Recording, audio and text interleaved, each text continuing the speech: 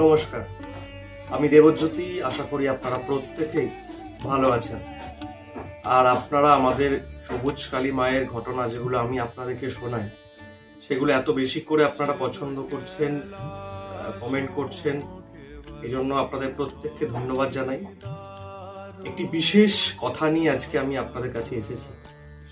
বিগত বেশ কিছু বছর ধরে যারা এই মন্দিরে এসেছেন বা অনেক সোশ্যাল মিডিয়ার মাধ্যমে অনেক অনুরোধ করেছিলেন যে তারা বাবার কাছে দীক্ষা নিতে চান, তাই সকলের অনুরোধে বিগত অনেক বছর পর বাবা তার গুরু পরম্পরার অনুমতি নিয়ে উনি দীক্ষা প্রদান করার অনুমতি পেয়েছেন এবং দীক্ষা প্রদান করবেন।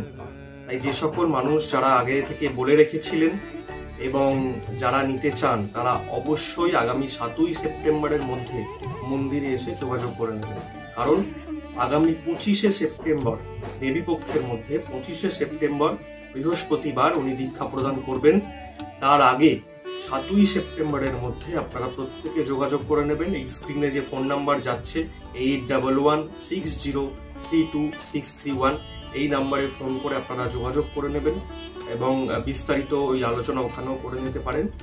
এবং আপনারা প্রত্যেকে ভালো থাকবেন, সুস্থ থাকবেন এবং প্রত্যেকের ওপর মা সবুজ কালীর আশীর্বাদ বর্ষিত হোক। নমস্কার।